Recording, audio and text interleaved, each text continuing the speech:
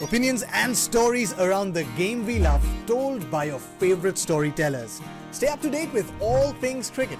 Subscribe to Cricbuzz's YouTube channel and press that bell icon now.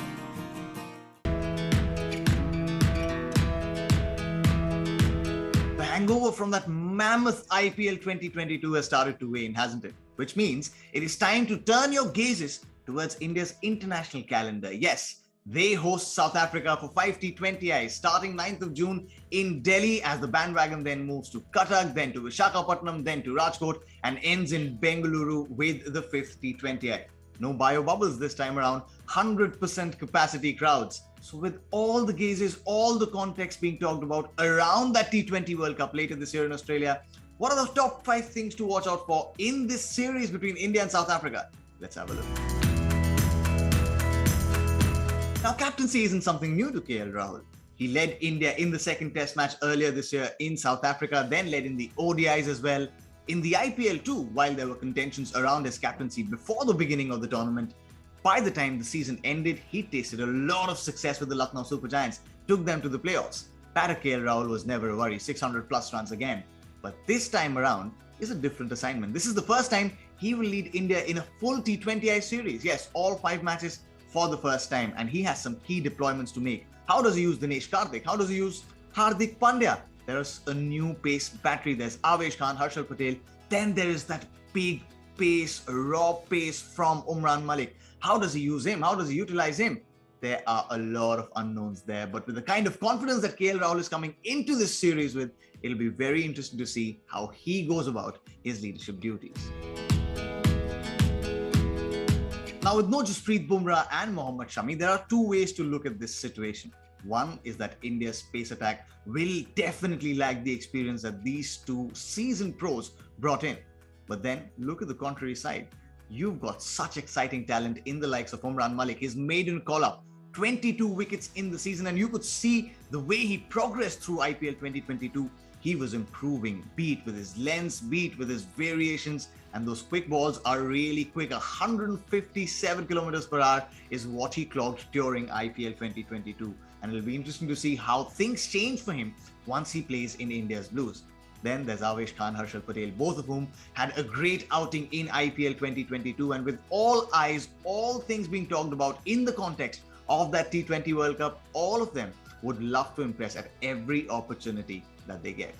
Then there's that one name, Arshdeep Singh. Only 10 wickets to his name in IPL 2022, but that economy of 7.70, his ability to nail Yorkers in crunch situations almost on demand, makes him a very special player.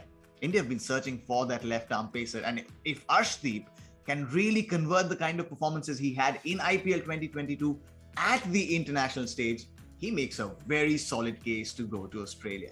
This pace attack is one to watch out for.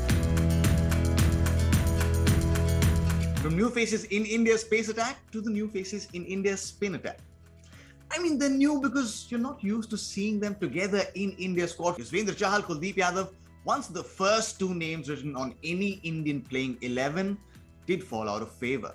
Now, in IPL 2022, they turned their fortunes around. Yuzvendra Chahal especially ended up as the purple cap holder, bowled the difficult overs for the Rajasthan Royals and brought wickets in heaps. As for Kuldeep Yadav, he ended as the 5th highest wicket taker, and the kind of qualities that the 2 of them bring together to this bowling lineup are very different. It remains to be seen whether India play both of them in the playing 11, because remember, the other options they have apart from them are Ravi Bishnoi, who, well, is a wrist spinner but turns that ball into the right-hander more than away from the right-hander. Then any other option that you have of a bowler who can turn the ball into a right-hander is Deepak Hooda. There's also Akshar Patel in that lineup who can play as India's all-rounder. So it'll be interesting to see how India go about their combinations, and this might offer us a glimpse of what they're thinking in terms of strategies heading into that T20 World Cup. Whatever it is, fans would be glued to their TV screens if they can get a glimpse of Kul Shah back again in Indian colours. One moment he was here on Cricbuzz Live, Cricbuzz Chatter talking to us. The next thing you know, he's winning RCB games, closing down crunch chases from CB to RCB to now Team India. What an incredible turnaround this has been for Dinesh Karthik in 2022. Now, one criticism around DK's batting before the start of IPL 2022 was that if he came in too early, he struggled to keep up with the pace of the chase. This season, he busted that myth.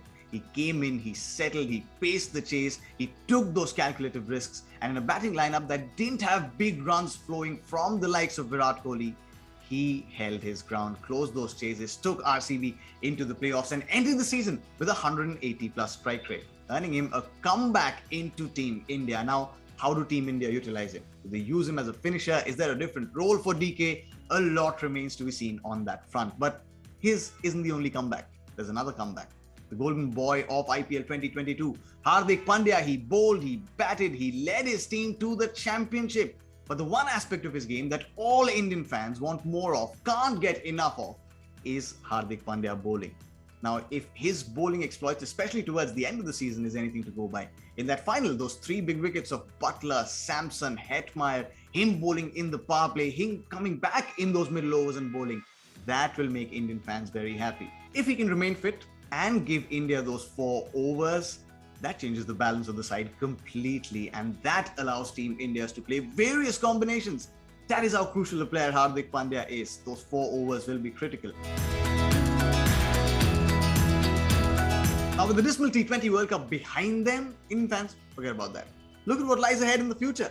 The next T20 World Cup is not even 6 months away, which means everything that happens on the field in this India versus South Africa series will be looked at in context of that World Cup. Every move that they make, every team combination that they play, every impactful knock, every incredible spell, everything will be judged from the lens of that T20 World Cup. Those were our top 5 picks of the things that you must watch out for in this India versus South Africa T20I series. Do you agree? Does your list look different? If it does, don't forget to share it with us. We've opened our doors everywhere. Facebook, Instagram, YouTube, Twitter, we're everywhere. Just send in your suggestions.